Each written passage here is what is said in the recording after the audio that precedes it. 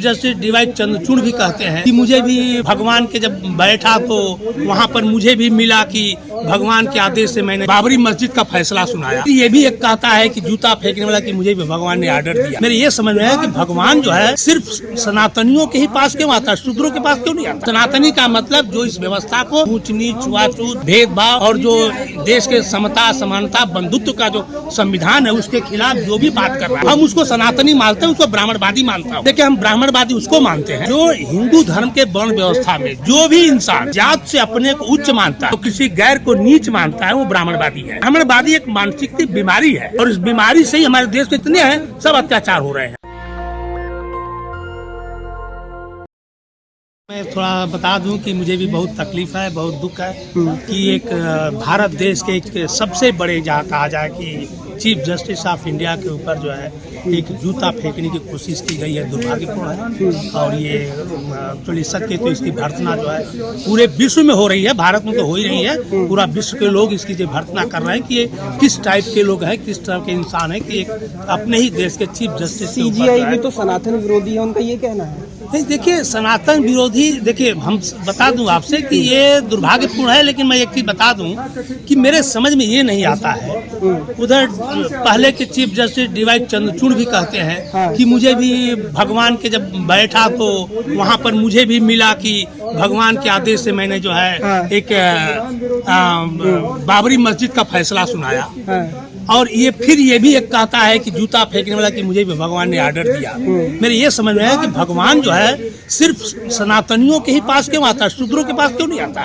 क्या शूद्रों की आत्मा नहीं है, शूद्रों के परमात्मा नहीं है, शूद्रों के भगवान नहीं है क्या? अगर शूद्रों के भगवान नहीं है, SC ST OBC के जो भगवान नहीं आते हैं, उनको आस्था नहीं आती है, उनके परमात्मा नहीं आते हैं और उनकी आस्था भी कभी ठेस नहीं होती है। ये सनातनियों को तो लगता है कि शूद्रों की कोई आस्था ही नहीं है, उनकी आस्था मर चुकी है, फिर आस्था उन्हीं के पास है, हमारे पास आस्था नहीं है। लेकिन जूता मारने वाला तो दलित वकील निकला ना, दलित वकील है वो, हिंदू दलित। हाँ ठीक है, हम सनातनी बोल रहे हैं, कट्टर हिंदू हो चाहे वो सनातनी का मतलब जो इस व्यवस्था को, जो ये बड़ी बड़ी व्यवस्था को ऊंच नीच छुआछूत भेदभाव और जो देश के समता समानता बंधुत्व का जो संविधान है उसके खिलाफ जो भी बात कर रहा है हम उसको सनातनी मानते हैं, उसको ब्राह्मणवादी मानता हूँ। देखिए एक जो आपने बहुत कह दिया कि दलित है, देखिए हम ब्राह्मणवादी उसको मानते हैं जो हिंदू धर्म के वर्ण व्यवस्था में जो भी इंसान जात से अपने को उच्च मानता है और किसी गैर को नीच मानता है वो ब्राह्मणवादी है। ब्राह्मणवादी एक मानसिक बीमारी है और इस बीमारी से ही हमारे देश में जितने हैं सब अत्याचार हो रहे हैं। मैं देख रहा हूँ, पूरा देख लीजिए आप, पूरा खगोलेंगे तो इस देश में जितने अत्याचार हो रहे हैं, मारपीट के, बलात्कार के, डकैती, सब इसी का कारण हो रहा है। ऊंच नीच छुआछूत भेदभाव। कहीं कोई पेशाब कर दे रहा बड़े शान से कर रहा है, दलित के ऊपर ब्राह्मण पेशाब करता है और बड़े शान से कर रहा है। मैं देख पुलिस वाला उसका पीठ थपथपा रहा है। ये क्या है देश में? सबसे बड़ा चीज यह है कि जब भगवान ही करवा रहा है, भगवान की प्रेरणा मिल रही है तो हम ऐसे भगवान को क्यों पाले यार। मैं तो माफी चाहता हूँ भगवान से। अब एक मिनट मैं आज आप लोगों से कह रहा हूँ कि मैं देश से और अपने भारतवासियों से भी कि जब देश में जहाँ देखो वहाँ कल को तो हम भी कह देंगे कि मुझे भगवान से प्रेरणा मिली इसलिए मैंने भी तुमको जूता मारा, हमको पिवावरण मार दिया, तुमको तलवार मार दिया, हमको तुम नीच कहते हो इसलिए मैं तुमको मार दिया। हमें भी भगवान ने प्रेरणा दिया तो कोई भी आदमी उठ करके खड़ा हो जाएगा, कह देगा कि हमको भगवान से प्रेरणा मिली, तो ये तो संविधान का उल्लंघन हो गया ना भाई। ऐसे देश थोड़े चलेगा। और एक चीज और कह देना चाहता हूँ, ईश्वर का अपमान करेंगे सजा तो मिलेगी ना। ईश्वर का अपमान करेंगे CGI सजा तो मिलेगी ना। हाँ तो CGI को सजा देखिए। हाँ एक चीज, हाँ और मैं एक चीज कहना चाहता हूँ कि CGI साहब ने जो उसको माफ कर दिया है ये उनकी महानता है, एक महान पुरुष है। लेकिन और वो तो कह रहे हैं मैं माफी नहीं मांगूंगा ना, मुझे कोई दिक्कत है इससे, मैंने जो बोला है मैं फिर से करूंगा अगर भगवान आदेश करेंगे। वो कभी नहीं मांगेगा। अगर कल को मान लीजिए हम लोग भी सब मिलकर उसको जूता मारे और कहें कि हमारी भी आत्मा और हमारे भी परमात्मा ने तुमको मारने के लिए कहा है, तभी जाके वो मानेगा। तब मानेगा कि नहीं मानेगा? मान लीजिए 10 लोग उसको जूता मारना शुरू करें और कहें कि हमको भी हमारा परमात्मा ने मारने को कहा है, तब क्या होगा? कल को इसी तरह हर आदमी कहते कि मुझे भी मेरी परमात्मा ने कहा है मारने के लिए, तो बताइए उस समय क्या होगा? उसका जवाब उसके पास है, वो उससे जवाब सनातनियों के पास, किसी के पास है? हर आदमी उठ के बोलेगा कि हमारे भी परमात्मा से आया था तुम्हें मारने के लिए, तुम्हें कत्ल करने के लिए। CGI पे आरोप तो यही लगा ना, क्या नहीं, सीधे धर्म के खिलाफ जो है, अब तुम्हारा धर्म ही इतना गंदा है, खराब है, नीच है, दुष्ट है, तो उसको दूसरा क्या दोष देगा? तुम्हारा धर्म ही हर जगह जब देखो क्या खराबी है? क्या खराबी है? तो पूरा जग जाहिर है। तो आप अपनी चीजें देखिए ना, अम्बेडकर भेदभाव, असमानता है, सब कुछ है। असमानता तो है ना, ऊंच नीच छुआछूत तो है ना। अगर एक इंसान दूसरे इंसान को नीच समझता है तो उसको आप कैसे हम मान सकते, उसको धर्म मान सकते हैं क्या? एक इसी धर्म में एक शोषण करता है और एक शोषित है, दोनों का धर्म एक होता है। एक अत्याचारी है, एक अत्याचार सह रहा है। हम पूछ रहा, एक अत्याचारी, एक अत्याचार सह रहा है, दोनों हिंदू हो सकता है? एक सवर्ण है, उच्च बनता है, एक नीच बनता है, दोनों हिंदू हो सकते हैं क्या? वो बोलते हैं एक बनो, एक कैसे बनेगा?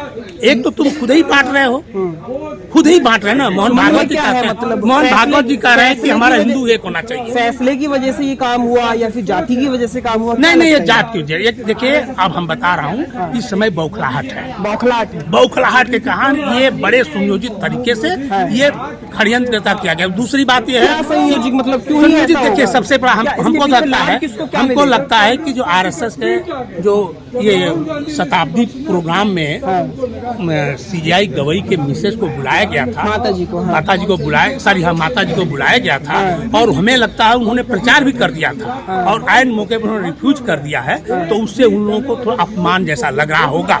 हम कह रहे हैं कि उनको लग रहा है कि तो हमारा बहुत बड़ा अपमान हो गया, तो हो सकता है उसका भी एक रीजन होगा। और एक वो भी कह रहा है, दूसरा देखिए, हम जानते हैं सेवक है, आपको नहीं लगता? प्रधानमंत्री कहते हैं आरएसएस सेवक है, आप कह रहे हो बदले की भावना है ये। किसका? हाँ, सेवक नहीं है आरएसएस। नहीं, कहाँ सेवक है? किसकी सेवा कर रहा है? मोदी जी कहते हैं, मैं नहीं कह रहा हूँ। आरएसएस सेवक कैसे हो सकता है जब उसके ही लोग, उसी के आदमी, उन्हीं के लोगों में आरएसएस में, बताइए कोई आज तक दलित जो है आरएसएस चीफ बना? कोई ओबीसी बना? कितना बना है? तो उसको कैसे आप समझता? चुनाव होता है, आरएसएस की तो रजिस्ट्रेशन ही आज तक नहीं हुई है, उसका कोई संगठन ही नहीं है, कोई उसकी मान्यता ही नहीं है। ये तो एक तरह से क्या कहें, एक संगठन है, बस जबरदस्ती चल रहा है। उसको कैसे आप मानता हो? अगर आरएसएस को मानते तो दलित भी उसको मान्यता देता है ना, मोदी जी तो बैकवर्ड भी मान्यता देता। बहाते हैं, वो तो कहते हैं कि मेरे दलित भाइयों को मत मारो, तमाम बातें उन्होंने की, तो कहीं न कहीं देखिए, बोलने का करनी और कथनी में इनके अंतर है। कहता कुछ है, करते कुछ लोग हैं, ये बहुत बड़ा दुर्भाग्य है। मैं तो कह रहा हूँ, मैं तो इसलिए मैं उस मकसद पर हूँ कि मैं देख रहा हूँ कि बहुत से, अब ये जो मैं इनसे माफी चाहता हूँ, भैया भारत छोड़ दो, हमको बख्श दो, बहुत हजारों साल से तुमने हमारी सेवा किया। बीजेपी आरएसएस भगवान को बोल रहा हूँ मैं, ये देश के भगवानों को बोल रहा हूँ। कह रहे हैं आपने भगवानों पे शोध किया है, क्या पाया फिर? क्या पाया भगवान? आज क्यों अंधे बारे गूंगे बने हैं? क्यों अपाहिज हो गए क्या भगवान साहब? पहले तो आके खड़े हो जाते थे, तैयार हो जाते थे। नाम के आगे शूद्र क्यों लगाते हैं आप? ये बड़ी लंबी कहानी है। शूद्र जो है, ये मैं क्या है कि हमारे देश की जो वर्ण व्यवस्था है, ब्राह्मण, क्षत्रिय, वैश्य और शूद्र। शूद्र को जो है, ब्राह्मण, क्षत्रिय, वैश्य को कर्म करने की मनाही है, उनको कर्म किया तो अपराध है। और शूद्र जो है कर्मशील है। कर्मशील का मतलब है इंजीनियरिंग करना, रिसर्च करना, प्रोडक्शन करना, टेक्नोलॉजी पैदा करना, रिसर्च करना, बड़ी बड़ी बिल्डिंगें बनाना, रोड लाइट, पूरा शूद्र ही इस देश की धरोहर है। और सुनिए हमारी बात, पूरा शूद्र ही इस देश की धरोहर है। शूद्र ही इस भारत भूमि को बचा के रखा है। अगर शूद्र काम करना बंद कर दो, किसी को अन्न नहीं मिलेगा, सब खाए बिना मर जाएंगे। जी कह रहे हैं कि तो मैं कह रहा हूँ कि शूद्र जो है पैदाइशी, सुनिए, शूद्र जब पैदाइशी रिसर्चर हुआ करता था, इंजीनियर हुआ करता था, प्रोडक्शन करता हुआ करता था, और इसी के कारण यही शूद्र वर्ग ब्राह्मण, क्षत्रिय, वैश्य को जिलाया, खिलाया, पिलाया। हम यहाँ तक कह रहे हैं कि इनको अकर्मों को, कर्मशील का, पाखंडियों को जिलाया, खिलाया, पिलाया, वही अपने को उच्च बनाया, और जो जिलाया, खिलाया उसको नीच बना दिया। इसलिए मुझे दुख है, शूद्र को नीच बनाने पर मुझे तकलीफ है और दुख है। इसलिए मैं एक मिशन भी चला रहा हूँ। मिश्रा जी कह रहे हैं अंग्रेजों के दलाल थे डॉक्टर अम्बेडकर। वो क्या थे? अपने को पहले बताए ना, वो देशभक्त है क्या? मुगलों मुसलमानों के समय में कौन थे वो? पहले अपने को बता दो, बाद में दूसरे की बात करें। ये अपने कुछ बताते ही नहीं कि हम कहाँ थे। उनसे पूछे, आप उनसे क्यों नहीं पूछते हैं कि तुम कहाँ था जब ये बाबा साहब अम्बेडकर दलाल, तुम क्या कर रहा था उस समय? अब क्या करेंगे आप लोग? सीजीआई पर जूता फेंका गया है, नहीं, हम लोग विद्रोह करेंगे और इसके जवाब देंगे। कहाँ करेंगे?